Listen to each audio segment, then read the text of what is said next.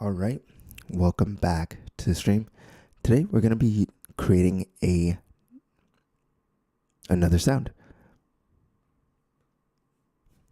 So on this episode, I'm going to start off with a blank slate, and we're going to build out to a distorted lead.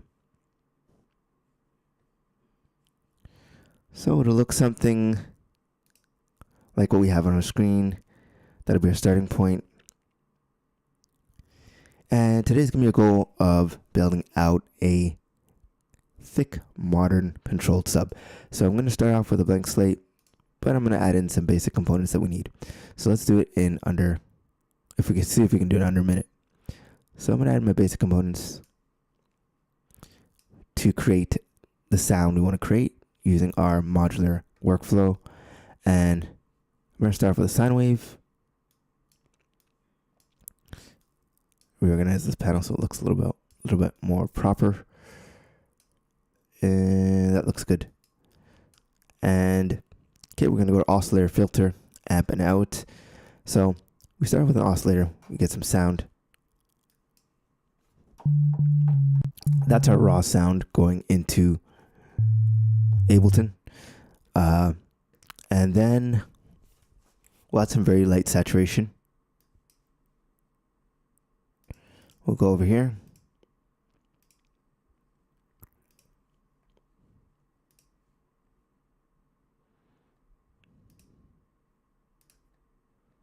We'll bring in some driver for some saturation.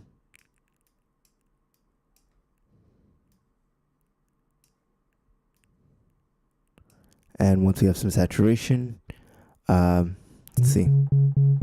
Okay, I can hear it now. And we'll pitch it down an octave. Let's do it. Oh, we already did that actually. There we go.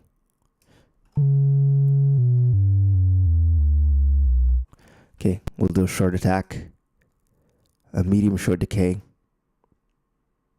like 50 milliseconds around there. And we'll sustain for the full amount. Yep. And a small release, like 30 to 60 milliseconds.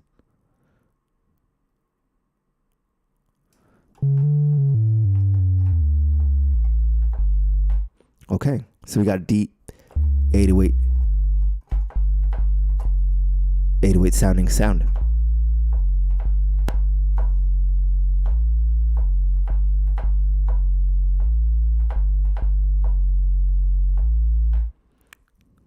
We can go ahead and save our sound.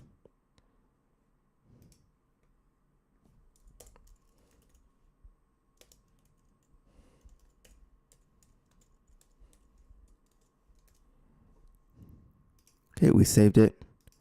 We can capture what we just played.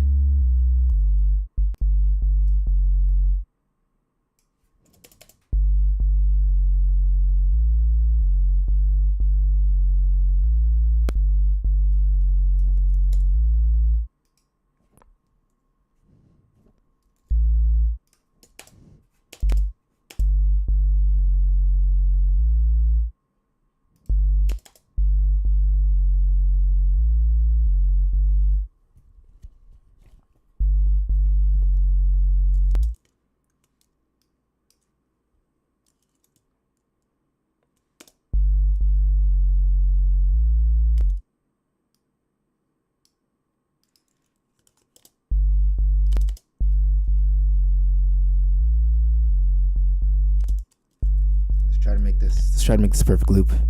Actually, we're not going to do that right now. I'm just going to focus on making the sounds first, and then we can figure out the actual loops later. So we're going to turn that sub into a lead in the next 60 seconds. And it's going to look something like this. Going to take that sub sound. I'm going to duplicate it. And let's do an aggressive lead sound. So we're going to take our sine and we're going to change it to a saw. That creates something that's more aggressive. sounding already. So we're going to change our source to that. That's already something that's a lot more aggressive sounding. And we're going to take our color filter, make it 70%.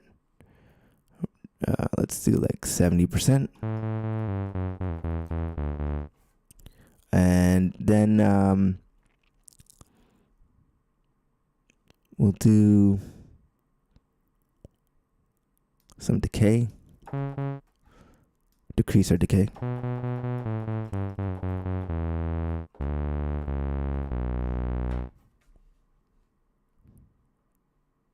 Actually, we'll increase the decay because I want more of a sustained sound.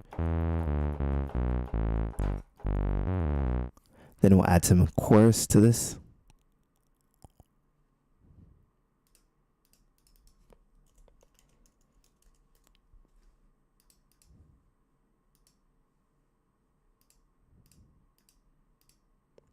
So we're just adding layered effects.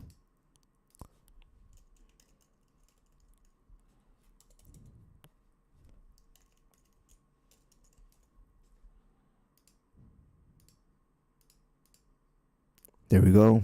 Got some chorus.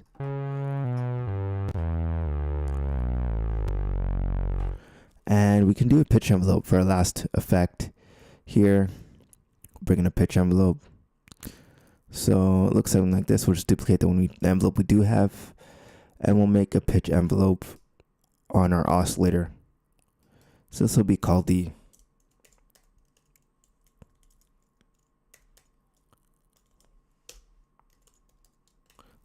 pitch ADSR.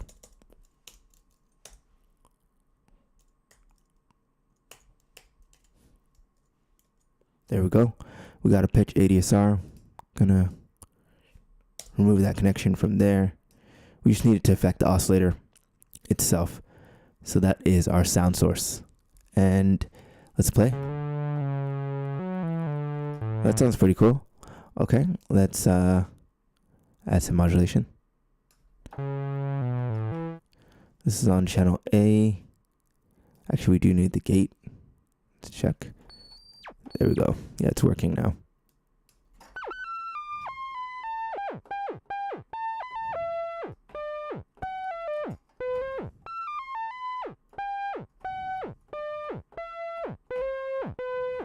We're getting cool effect with our lead sound. We're going to go ahead and save our lead sound. And this is going to be called our distorted lead.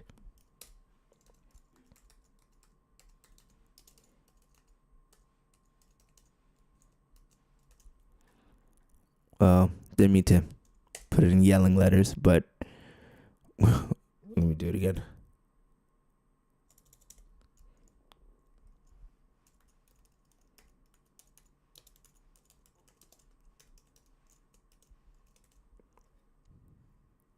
There we go. And now we have two sounds that we can use in our productions. So let's hear the second one.